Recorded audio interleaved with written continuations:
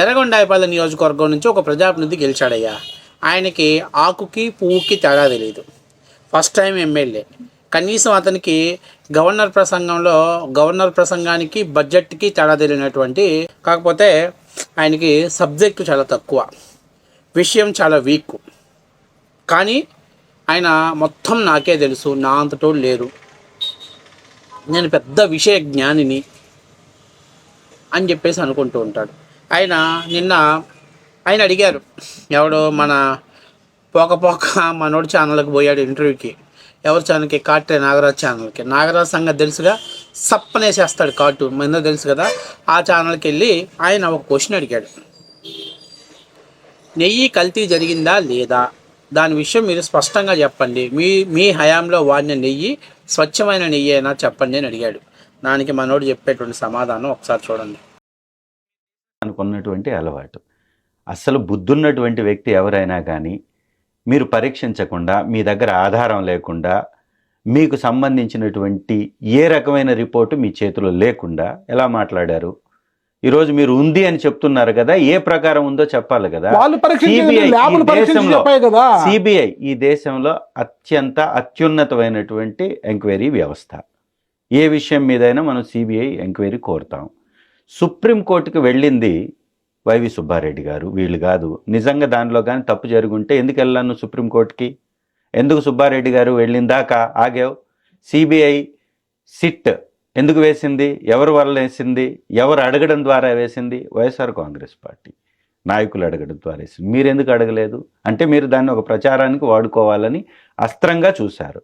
ప్రజల మనోభావాలని దెబ్బతీసి దాంతో రాజకీయం చేయాలనుకున్నారు.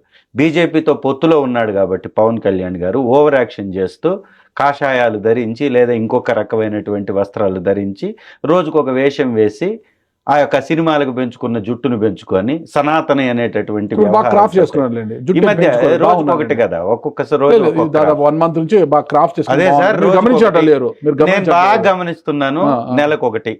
చూసారు కదా, అట్లా ఉంటుంది వైసీపీ నాయకులు అంటే. ఎందుకంటే ఇట్లాంటి క్యాండిడేట్స్ ఉండగలిగితేనే జగన్మోహన్ రెడ్డి పొలిటికల్గా సర్వైవ్ అవ్వగలుగుతున్నాడు. ఫస్ట్ ఆఫ్ ఆల్ మీకు ఒక చిన్న విషయం చెప్తా. కూటమి ప్రభుత్వం వచ్చి ఇప్పటికి 20 నెలలు, ఈ ఇష్యూ జనరేట్ అయ్యి దాదాపుగా 10 నెలలు పైనే అవుతుంది. ఇక్కడ గవర్నమెంట్ ఫామ్ అయిన తర్వాత ఒక నెయ్యి కాంట్రాక్ట్ టెండర్స్ని కానీ, సప్లై చేసేటువంటి టెండర్స్ని కానీ, కాంట్రాక్టర్స్ కానీ ఎటువంటి నాణ్యతా ప్రమాణాలు లేకుండా వాళ్ళని ఆపే రైట్స్ ఎవరికీ లేదు. ఒకవేళ అలా ప్రభుత్వం ఏదైనా కక్షపూరితమైన ధోరణితోటి ఆపితే వాళ్ళు కోర్టుకు వెళ్తే నష్టపరిహారం చెల్లించాల్సిన 2 అంతలు నష్టపరిహారం చెల్లించాలి. ఇది ఫస్ట్ ఆఫ్ ఆల్ వాళ్ళకు ఉన్నటువంటి సప్లయర్స్కి ఉన్నటువంటి టెండర్స్, అంటే సప్లయర్స్కి ఉన్నటువంటి మెయిన్ ప్రధానమైనటువంటి అస్త్రం. ఏ టెండర్ అయినా మధ్యలో వచ్చినటువంటి గవర్నమెంట్, ఇప్పుడు కోడిగుడ్లు కానివ్వండి,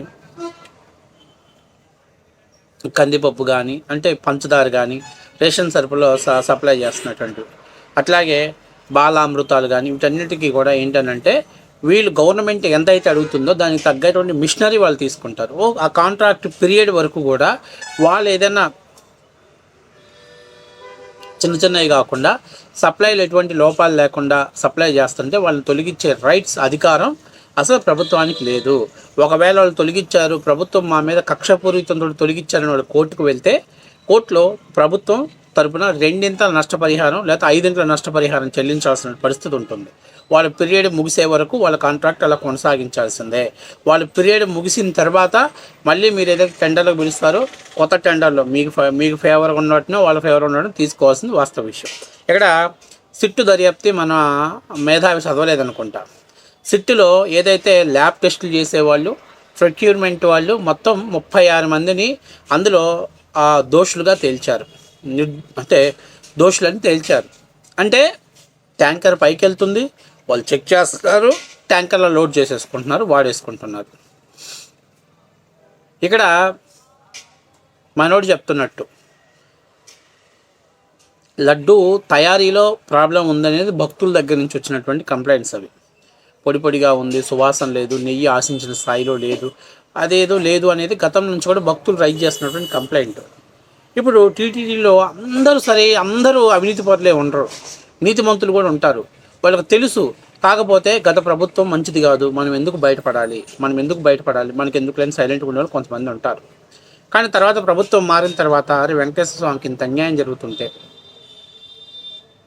ఆ స్వామి సొమ్ము జీతంగా తీసుకుంటూ మనం బతుకుతూ స్వామి వారికి అన్యాయం చేస్తే ఎలా అనే ఉద్దేశంతో మొత్తం మీద ఇది ఒక అక్కడ ఉన్నటువంటి టీటీడీ పరిధిలో ఉన్నటువంటి ఉద్యోగస్తులు, ల్యాబ్లో ఉన్న ఉద్యోగస్తులు కావచ్చు, ప్రొక్యూర్మెంట్లో ఉన్నటువంటి వాళ్ళు కావచ్చు, మొత్తం మీద ఈ విభాగం వాళ్ళే అది దాంట్లో సార్ ఇది నెయ్యికి సరైన నెయ్యి కాదు, దీని మీద అనుమానం ఉంది అని చెప్పినప్పుడు సొంత ల్యాబ్లో కాకుండా ఎన్డీడీబీ ల్యాబ్కి పంపించారు నెయ్యి శాంపిల్స్. పంపించినప్పుడు ఎన్డీడీబీ ల్యాబ్ రిపోర్ట్ ఏం చెప్పింది, S4 వాల్యూ అనేది అంటే ఆ వాల్యూ సమతుల్యంగా లేదు, బహుశా దాంట్లో ఫారెన్ టాల్స్ కలిసి, అంటే పిగ్ ఆయిల్ కావచ్చు, ఫిష్ ఆయిల్ కావచ్చు, పామ్ ఆయిల్ కావచ్చు, సన్ఫ్లవర్ ఆయిల్స్, ఇలా చాలా ఆయిల్స్ కలిసాయి దాంట్లో, ఇది అడల్టరేషన్ జరిగినటువంటి నెయ్యి అని డిక్లేర్ చేసింది.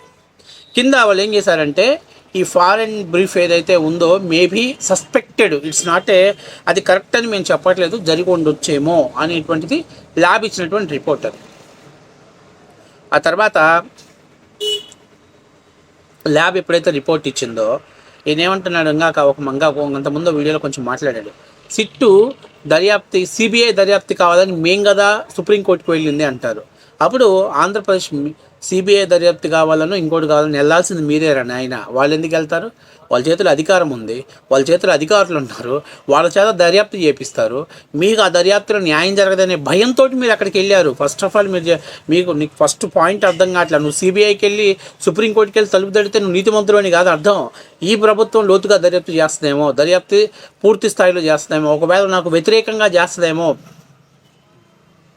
అనే భయంతో నువ్వు సిబిఐకి వెళ్ళావు, సిబిఐ విచారణ కావాలని సుప్రీంకోర్టుకు వెళ్ళావు.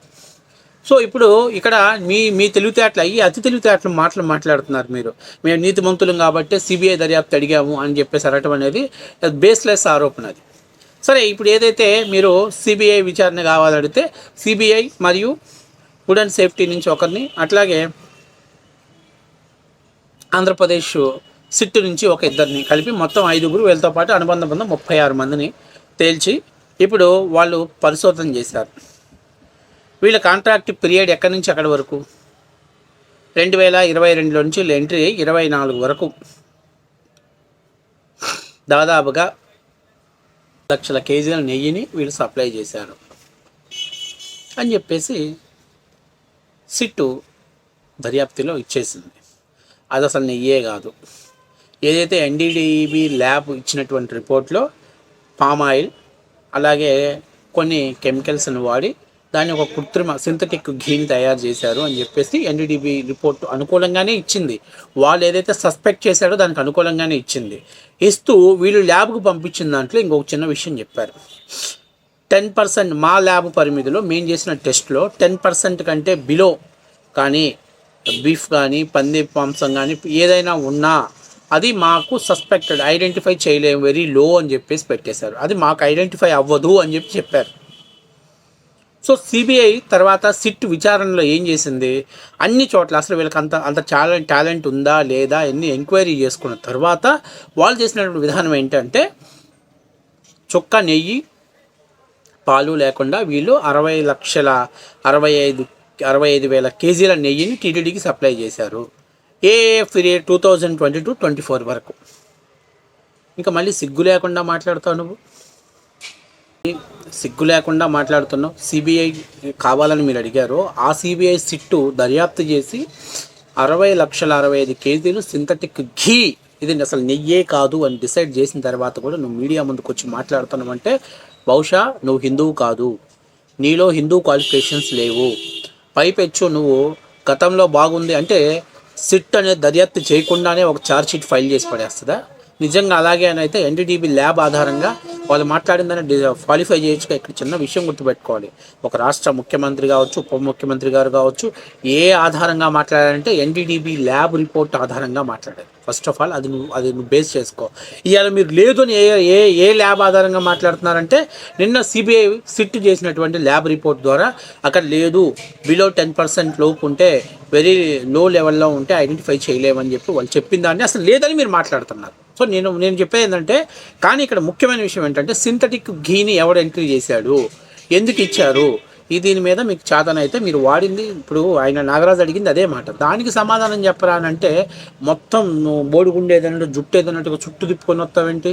అతను అడిగిన దానికి synthetic ghee yes or no వాడారా, వాడితే తప్పు కాదా? తప్పు చేసిన మీ ప్రభుత్వ హయాంలో తప్పు చేసినందుకు అధికారులు కాకుండా చైర్మన్లు బాధ్యతలు చేస్తే దమ్ముదైన జగన్మోహన్ రెడ్డికి ఉందా లేదా?